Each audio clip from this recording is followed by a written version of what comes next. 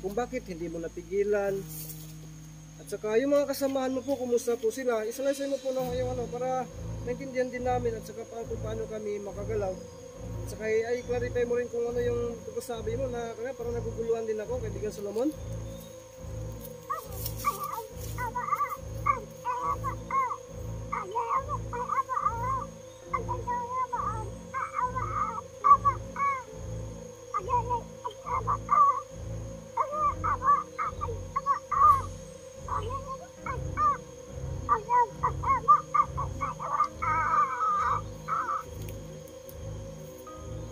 Bro, umiyak yan bro. Umiyak yan. Ayan. Sabi ni kaibigan Solomon, bro. Sabi ni kaibigan Solomon. Sino daw? Ano nangyari dito? Paggabi daw to bro. So yan, mga kaidol, Makita Adventure TV po na magbalik. So yun, ay bisitahin po natin si kaibigan na Solomon. Sana po nandito po, no. Sana po ay makausap natin, no. So kasama ko pa rin si Etin at saka si Amores. So mamaya na ko i-explain mga kaidol sa Amores, no. Amores lang po yung mag-ano sa inyo, no, magsasabi sa inyo mga kaidol. So ito, bago po natin simulan yung video ay mag-shout mo tayo kay Ma'am Majul Abong, Ma'am Lunda Picato, Ma'am Adi Paklamutsa, Darren Shoy, Ma'am Arnel Arcon, Perada Bocol, Pink Pastor, shoutout namin Angel, shoutout kay Ma'am Lemon Angel, no? At saka sino pa? Sa lahat ng mga viewers po natin, maraming salamat po talaga sa pagsuporta, no. So viral po ang views natin ngayon. Sobrang late po talaga, no. So ganito lang po mga kadol. So sana po ay no skip ads, no. Hindi naman bali ng malit ng views, no. Importante ay basta kahit kunti lang views natin, basta lang i-skip yung ads, no. So yun mga kadol, sana po i-share po yung video na ito, no. So punta natin si Harry Solomon, no. Bisitahin natin, no. At saka emergency po ito mga kadol, no. Kasi wala kaming dala na kahit syoktong mga kadol, wala po, no. So ito ay hindi natin ito patagalin pa, no. Sa lahat ng nanood ngayon, mga subscriber natin, mga silent viewer natin, maraming salamat po talaga sa inyo sa pagsuporta sa bawat video ko mga kadol. So tara.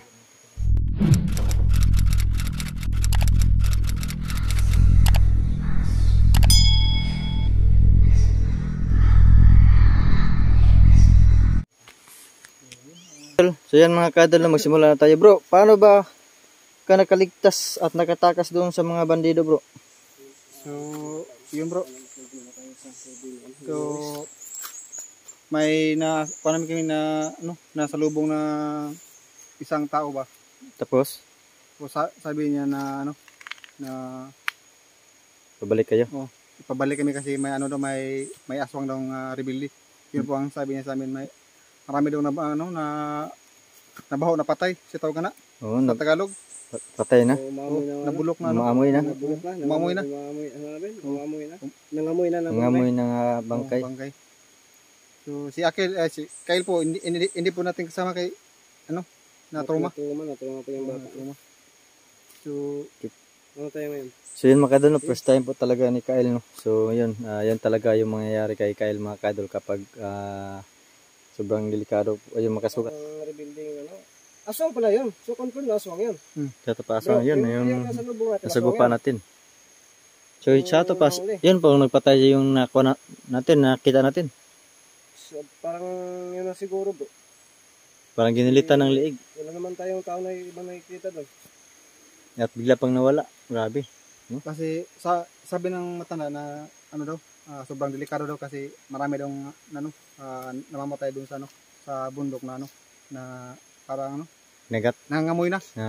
Oo, nangangamoy na. Siguro sa sobrang tagal. Baka yun ba, mga ba yun, yung bang mga ngayam yung mga huli. Oo. Bukid yan Ang huli ng laman ng gubat. Ng mga laman ng gubat ba, na nila, biktima nila. So papasokin kaya natin. Ha? Papasokin natin.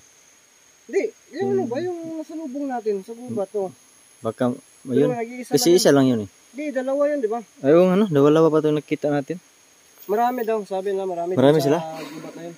Oh, marami daw. Sa ito pa, rebuilding aswang. Kaya daw, sabi na, huwag na kami patuloy kasi delikado. Kasi bakit maraming patay na nangamoy na. Baka tao talaga sila sa amin. Pero parang nagmamadali sa lumakad, parang tumakbo. Siya yung ano, yung sinabi ng matanda, Yung- bigay sa ng babala. Yung matanda ba? Yung nagsabi sa amin na makita natin babala. ulit yun, bro. Sana makausap din natin yan, no? Pwede. Sana no, sana. Oh, sana Para makausap. makita natin. Kaya kinakut-kut ko sa pagitlog. Sana makausap natin.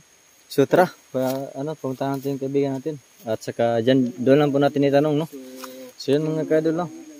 Pupunta kami sa kaibigan nating Haring Solomon, mga kadol, no? So ito po ay sila Kyle at saka si Morris Creepy ay mayroon silang mayroon silang nakita na isang tao na pilay, parang piyang ba, no? At binigyan silang babala na huwag patuloy sa bundok kasi marami pong masamang tao. Sabi niya, rebuilding aswang. Grabe naman yun, no? Rebuilding aswang. Oh my goodness. Meron pala na ganyan. So ayan mga kadol, ay pupunta po tayo kay Haring Solomon, no? Sa puso ni Haring Solomon, mga kadol. So dalawa pala yung kamera ko, no? Nahawak ko, mga kadol. So bro, wala kayong dalang bro, suktong? Nakawala, dahil sa isa lang kasama niya, bigla na lang na sinusunod yung matati sa likuran namin. Siyempre, pagod na rin. So ito po yung paligid, mga kadol, oh.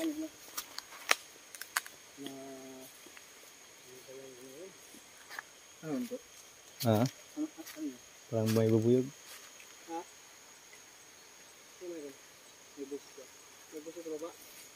Ganito talaga dito, bro. Ganito talaga dito. Minsan pa nga kapag pumunta kami dito gabi, may ano ba yung tumawag yung sa kabila bundok. May boses kami na marinig. So po yun, mga kadol, nandito na po tayo. Ayan, alas 6 na. Malapit na alas 6. Dito,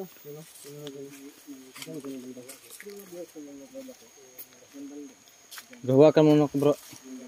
Ay, yung isa ka cellphone. Yan lang po, ganito ang paghawak, bro.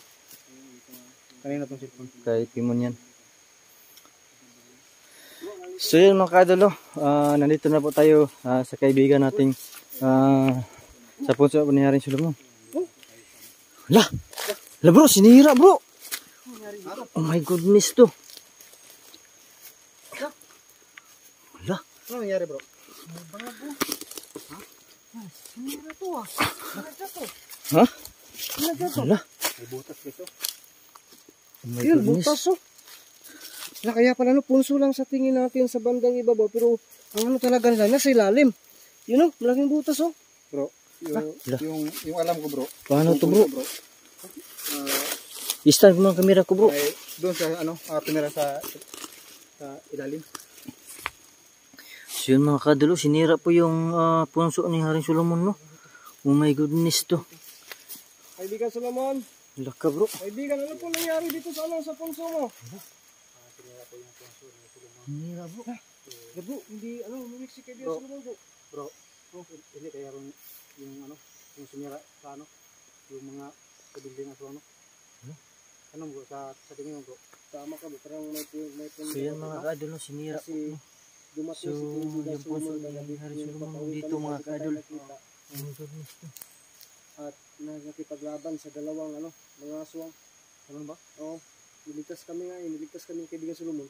So malaking posibilidad Baka na ito ang gumagawa nito. Pero malalaman natin ngayon kapag nandito pa si Solomon o wala na. Kaibigan Solomon! Kaibigan Solomon! Yan na po nangyari dito sa punso mo.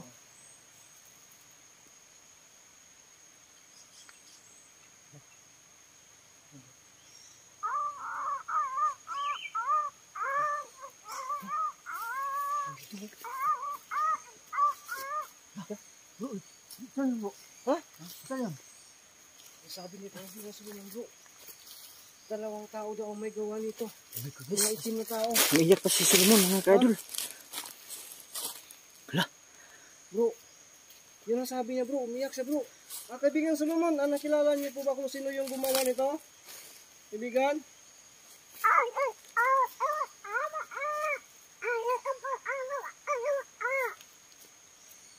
Bro, sabi niya bro, ay nakilala daw niya bro, no? Yung daw nakabangga natin bro. Yung dalawa na nakabangga natin na nakaitim. Ay itim yung katawan. Tapos bro, ang sabi niya bro, ay humingi daw siya ng tulong sa atin bro. Kasi marami po talagang mga kasamahan nila dito na nagdusa dahil sa pagkasira ng punso nila. Bro, tingnan mo po yun, oh. Marami daw bro, marami talaga. Kasi ginamitan daw ito ng bro, ng orasyon ng na nagsira ito. Kaya yung mga kasamahan niya dito, ay yung iba na disgrasya talaga.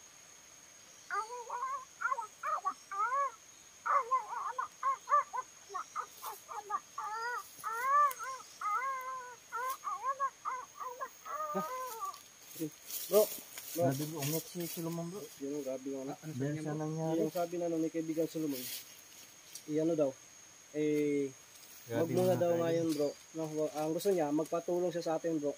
Pero hindi lang daw niya isasabi dito sa atin ngayon kung anong klaseng tulong na niya sa niya bro. Ang gusto niya nga gawin natin bro. Ang niya, sa ngayon daw, wala na to. Iwan na niya to. Tapos daw, bigla lang siyang susulpot sa atin bro, kahit saan. Kahit saan tayo, niya, kapag time na kahit na matulog tayo, kukulitin tayo kapag kinakailangan tayo. Yun ang gawin niya. Tama po ba yung pagkasabi ko, kaibigang Haring Solomon?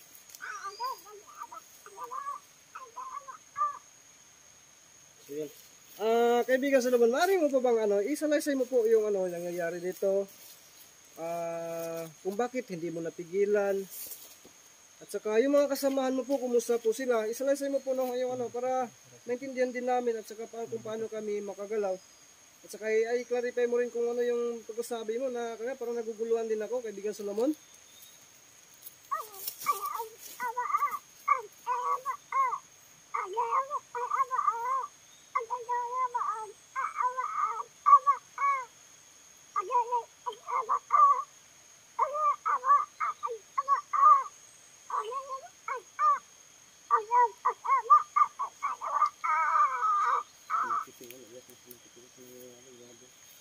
Bro, huwag kong umiyak dyan bro. Huwag kong umiyak dyan. Ano yan? Sabi ni kaibigan Solomon bro. Sabi ni kaibigan Solomon. Yan daw. Ang nangyari dito. Kagabi daw to bro. Yung bang nilapitan tayo. Yung bang pinagtanggol tayo ng kaibigan Solomon sa dalawa.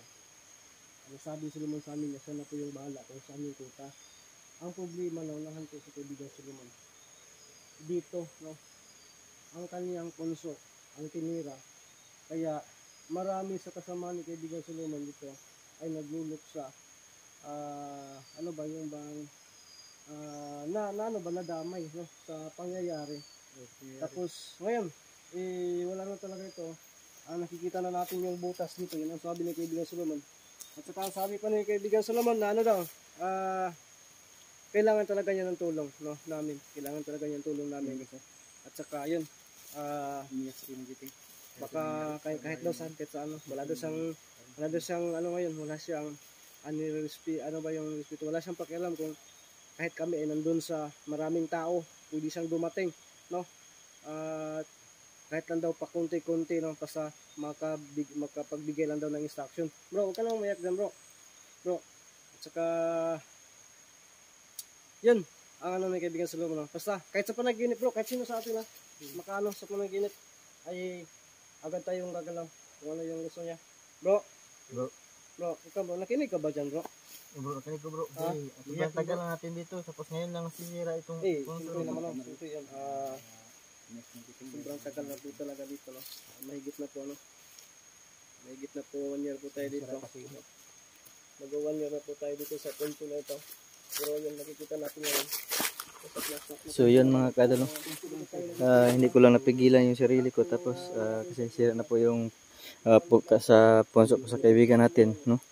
Kaya yun, yun, wala na tayong dadalawin dito mga ka-idol kasi sira na po talaga yan. Yun, sabi po ni Ghost Hunter kanina mga ka-idol, ay kahit saan siya punta, nandoon po siya, no, mga ka-idol. At so, kung saan po kami pupunta, doon susulpot siya agad mga ka-idol, no? So yun, ay umiiyak po si Haring Solomon dahil sa nangyari, at saka marami pong naluluksa, no? Mga kasama dito mga ka-idol, no? So hindi ko lang talaga napigilan kasi ngayon lang po nangyari ito, no? 2 taon na po mga kadol, pero ngayon lang po nasisira ito mga kadol. At saka parang ginagamitan po ng bomba, no? At wasak na wasak mga kadol. So yun. At yun talaga yung pinakamasakit na nangyari dito, no? Wala na tayong mapupuntahan. At kapag mayroong mag-request na viewers na wala na, no?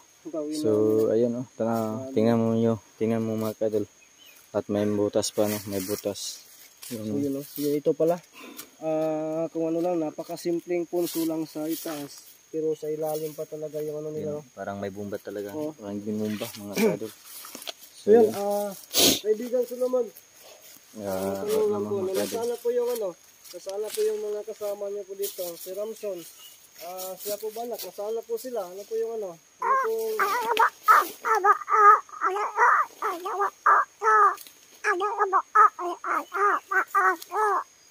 So yun mga yan, sabi niyo bro, bro? Si kaibigang Ramson bilang pinuno ng kawal, ay siya po yung nagligtas, siya po yung nagdala sa mga kasama na dito, na labis na talaga. Siya yung nilikas niya. Nilikas niya siya, at saka siya po banak. Kaibigan Solomon, ano pong plano mo ngayon? Bakit abuti na datnan ka namin dito sa oras na ito? At saka anong balak mo? Susunod ka ba sa kanila o saan ka po?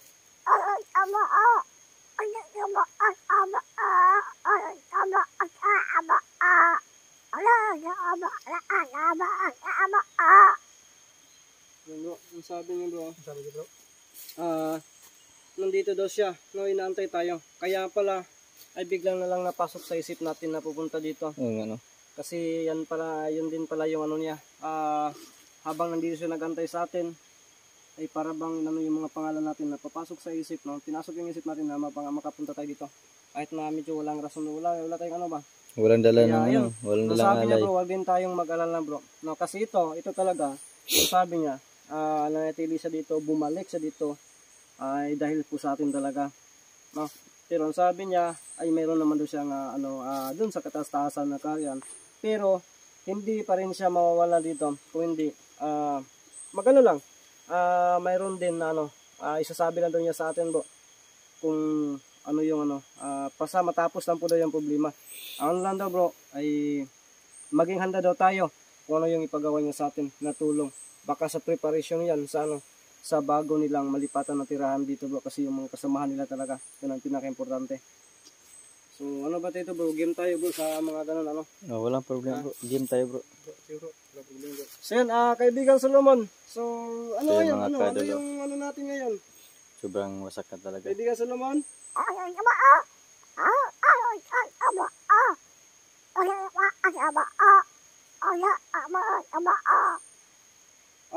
Sige bro.